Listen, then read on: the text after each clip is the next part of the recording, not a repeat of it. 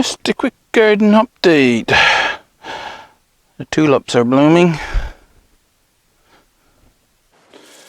We did get a couple of days of sun, and I got to do some mowing of the grass. And when you mow the grass, put out, you mulch whatever is close by. A lilac bush.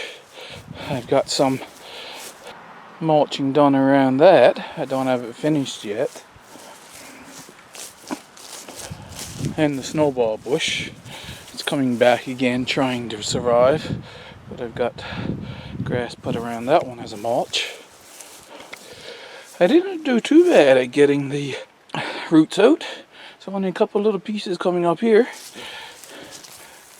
There's a potato in back there from where I put some potatoes there last year, and I had this soaker rose, so I'm going to try and see if that actually works. But there's the other bed, and as you can see, it's what's growing there is mostly just annual weeds. That soaker rose, it goes all the way down. It's a long hose, you see, and it goes along this bed as well. So it might be good enough to do the watering of that entire bed, and I don't have to stand there and hand water it. Plus, I have some summer squash, that piece right there.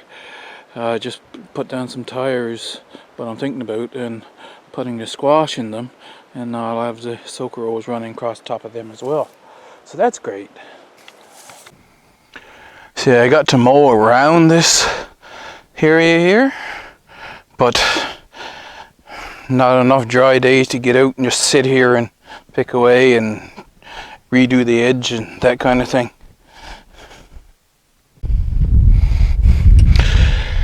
These are just barely starting, the grapevines. The leaves aren't opening up yet. Here's the second one. He's doing better. He's more out from and under the shade of the pine tree too. That leaf is starting to open. So he's growing better each year. So this is what lovage will be like in poorer soil. It was just a little tiny thing last year, and it's growing better this year. And then there's the two St. John's wort here. Oh, there's even more open today, so this is exciting. Romeo cherry. This one was trying to flower for the last couple of years, and this year, as you can see, it's just loaded in blossoms, and the blossoms are opening up now.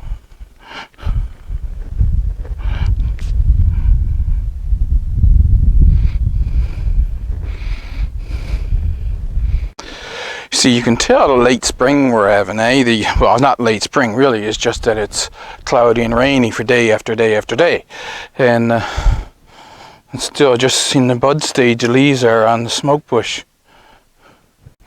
Juliet cherry, well, she's the same age as the Romeo cherry I just showed you, and she hasn't flowered, hasn't tried to put on any blossoms as of yet. That's the pear trees, and the leaves are just opening up on those now. So as I was saying, you mow along and then you mulch the areas right alongside. I am actually happy that these seem to be doing quite well. The cole crops that I planted out, I lost one over there. There's one, you can't really see him, he's still alive, he's a really tiny one there. But the rest seem to remain untouched. Some of the leaves here have darkened down. The large cabbage that I put in here, they've turned dark, but they still seem to be quite firm in that, like they're going to survive and get going here the once. And the other ones that I put further up, they're doing even better than the bed down underneath the maple tree. And all of those plants in the back, I see there's a couple of dock there, but almost every one of them, that greenery is Jerusalem artichoke, sunchokes. It's going to be a lot of flowers there this year. I put this tree up as a short because I wanted to show you how that it is flowering this year, the Meyer Blanc cherry plum, and the petals are starting to fall now, you see. So you wouldn't have got it, the actual full bloom on it, if I had waited until I'd done an update. That's the only one though. I have two more that haven't flowered yet, so they'll be flowering any year at all now, I would assume.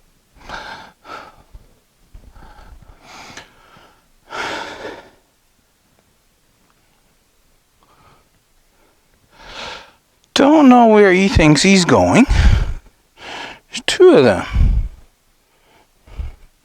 Whatever they're doing crawling to the top of that. So that's the Osage orange that I put here, just so I'd have one down close to the house that I'd keep closer eye on. And see, doesn't seem like he's coming to anything yet, even though down the base it doesn't look like it's sickly. There's no sign of it leaving out, and it's June the 16th. I don't know how big this one will get before it flowers. It is a shrub like the Royal Mail cherry is. It's a birch leaf pear, so it's growing decently. I wouldn't say overly fast, but it's doing okay. I put it in that hollow piece of wood there, and I just planted it in there, and now it will have its roots down into the main soil by now. This one is the spice bush, and it's the only one I have, so I have to get some more seeds and see if I can plant some in other areas, see if they do better. It's struggling along, so like it survives, but it's not growing really any there. Here I'm happy with this. This is the red mulberry. And you see how far the leaves are out. Now I expect it to be on the same growth regime as the grapes in that case. So I'm thinking it's going to do very well right there. So I'll have one mulberry close to the house. Now I gotta get it weeded out, but you see all the water that's down here?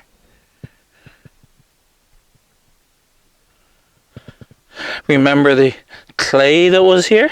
So the water is not running away and seeping away. And there's the blueberry bush. But looks like it's going to put on a couple of flowers as well. It's coming back. Not so good as this one over here though. See, this one has bloomed, the leaves come out much better. And it's got a bunch of flower buds up on top. So that's exciting. I'm thinking that, well, I'll tell you about that later. Pixwell gooseberry, it struggled in its first year. Remember last year I was saying that it doesn't seem to be doing that healthy, but it was just getting settled in because it come back just fine this year. And it flowered nicely, and so I should be able to get a good crop of gooseberries off that.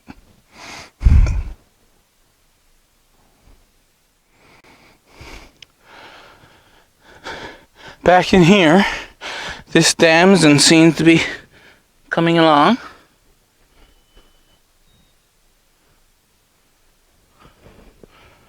So it's getting growing. It'll be a while yet before it puts out any fruit, if it ever will. And since we're right here by a bunch of trees, I'll just swing you around. This fully bloomed out, blossoms are gone, and the fruit is going to start to form here now. Red currants. Red currants. This is one of the last of the Meyer Blanc cherry plum.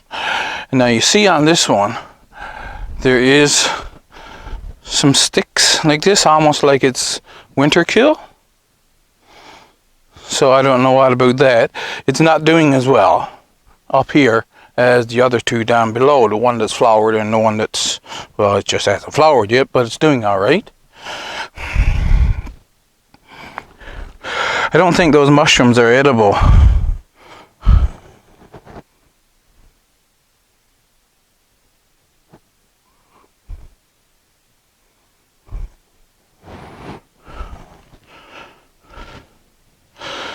There's some thyme in there, but the weeds are all in around it. I've got to get it cleaned out.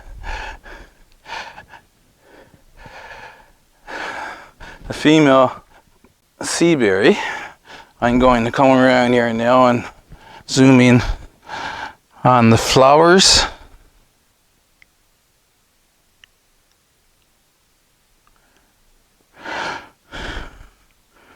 So you see, if I put my hand down beside them, those flowers aren't very big.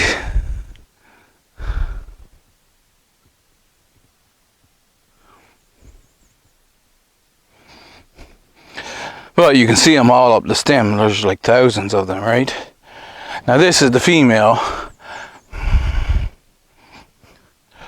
I've been inspecting these males over here for any sign of flowers, and I don't see anything that I would consider a flower on them, so I don't think I'll get any fruit this year.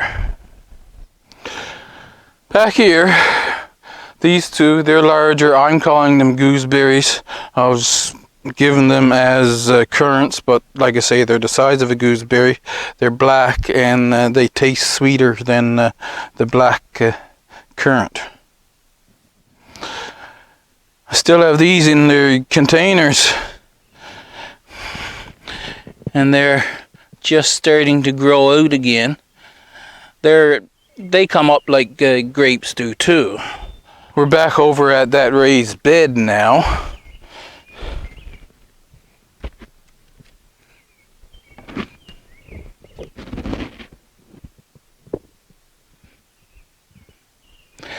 And you see, they're just starting down by the base. And what I'm thinking is, they might get winter kill up top, but I can use that to my advantage and just put a trellis up. You see that cage over there?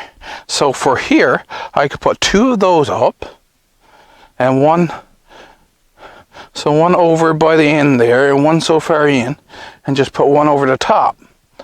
Then, in the winter, I could just drape a whole sheet or something over it, take it off, and just keep it trimmed back to that small little frame that I would have put up over it.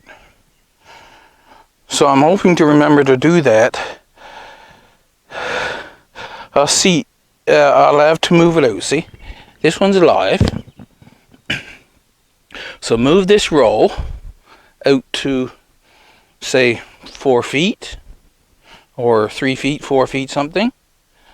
And take the center ones, plant them somewhere else.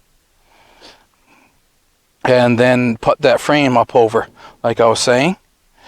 And I have a little frame of kiwi right here. That's one of the things, if you want to keep the kiwi in, right, you put them in poor soil to keep them from taking right off and going 40 feet long.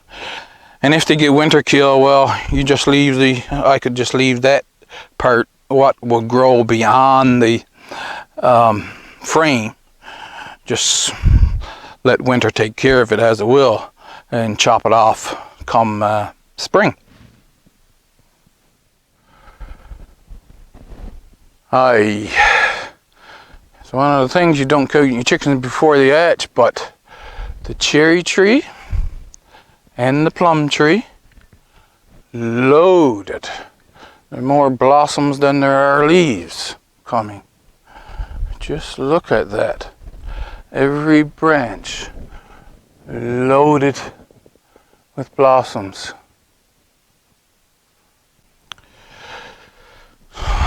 Herbs are all coming back nicely. St. John's wort, that's growing. I never expected it to grow that good. And the lovage too. I mean, I've took quite a few hours off that. Now I take a leaf and a branch and cut it up and put it on with my toast and eggs in the morning. Time here, and there's a set of chives. That lavender is still looking kind of ugly. A tarragon that comes back nicely. See, you can cut it right back to the ground and then just let it grow up from the roots, and it comes back nicely every year. Now, as far as sage goes, there's a lot of dead stuff, but there's a lot of new stuff coming in nicely, and so it's not looking as bad now as it was when the snow all melted, and first thing in the spring it looked like it was mostly dead. I was watching one of the Arizona channels anyway, and she had sage there and had dead pieces on it, so I'm thinking that maybe you just cut off the dead pieces once everything else gets growing. Whatever is dead, you cut that off and let it grow. Now, the other thing I was thinking about was, should I put like some of that burlap wrap over it in the late fall and then take it off when the snow melts? That I don't know. I can start harvesting catnip now. Lavender's coming back fine. See, this bigger one, that's a last year's plant, whereas the smaller ones is just the ones that come up from seed. The parsnip I'm talking about, or parsley, the parsley I'm talking about. This is getting a little shadier in here. It gets basically morning sun and afternoon sun. The savory is, yeah, it's doing it, but it really needs more sun. Chives seem to do well in the shade. And the oregano that was there, I have more down front, decided that it just was going to go out to go, so it was just too much shade for it. I have this one little Elecampane that's trying to grow, and it's that size just because of the shade. No potato showing yet. Don't expect it. I'm doing this year a really good analysis of where the shade goes in this garden, and so I have to see this time of year is pretty much full sun, these beds out here, and these three here on the outside portion, you call it part shade, and on the inside portion full shade. So I have to pay really close attention to how the potatoes grows as I work my way in and decide whether I'm going to plant potatoes here. I am going to keep this as a garden, but I'm looking for stuff that will do well in full shade, which, even though it was 3 weeks behind everything else, the rhubarb is coming along just fine in full shade. That's the rest of the cole crops that I had planted out. I know some of the, yeah.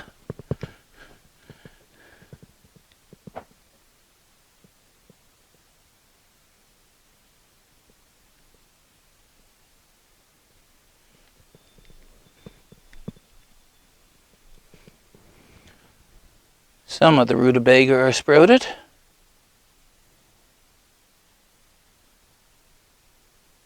So they're all coming up. That's in this bed. Now for a disappointment, this is these beans here. These are Tiger's Eye, which are looking pretty good. Some of them got fairly good burn on the leaves.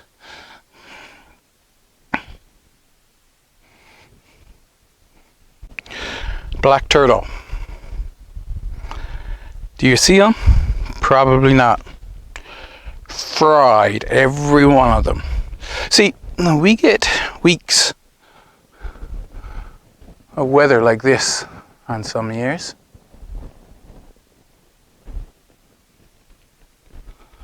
The only reason why I'm wearing sunglasses is because I have sensitive eyes. Most people wouldn't be wearing sunglasses today. They got hardened off on the cloudy weather. When the sun come out, they fried.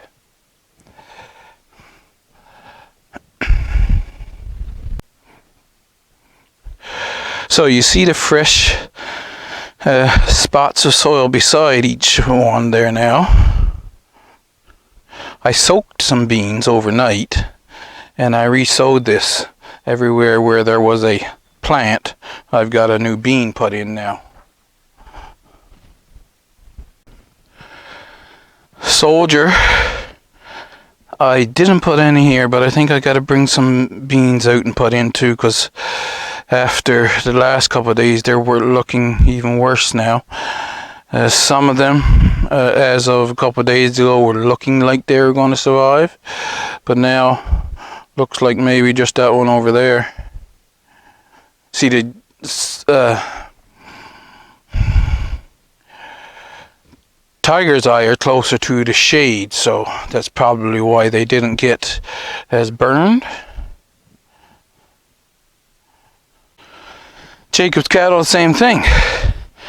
I've got a couple that might survive,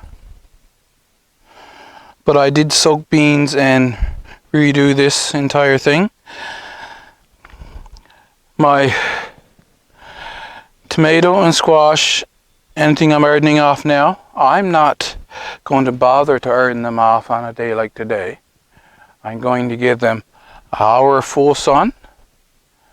And I did that when the sun was out. I gave them an hour of full sun one day, 2 hours of full sun the next day, and then it clouded over again.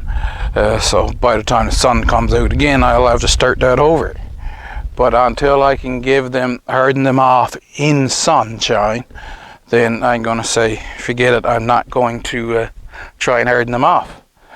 Because otherwise, when the sun comes out, they'll still fry.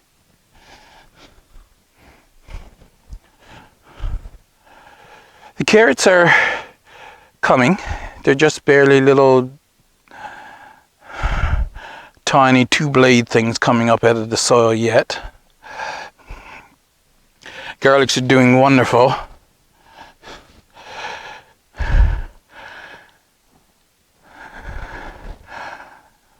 Don't think I'm going to pull those strawberries up out of the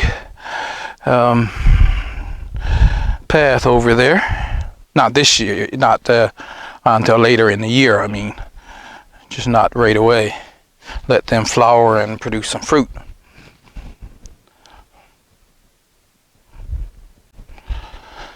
It's coming along just fine. This is the plant that we're growing to see about getting seed for Brussels sprouts. I was checking closely, and the beets are sprouting. Same thing, that's rutabaga over there, and I can see them from here now, lines of little seedlings popping up. And I look closely over this bed, these two beds.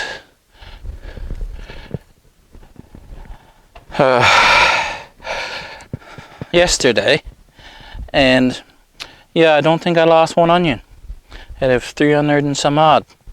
But I'm going to have to take up these apple trees because, see, they're coming along pretty good. I'm going to take them all up and put them in their individual containers. Yeah, this is the rhubarb that's out in the full sun, coming back beautifully.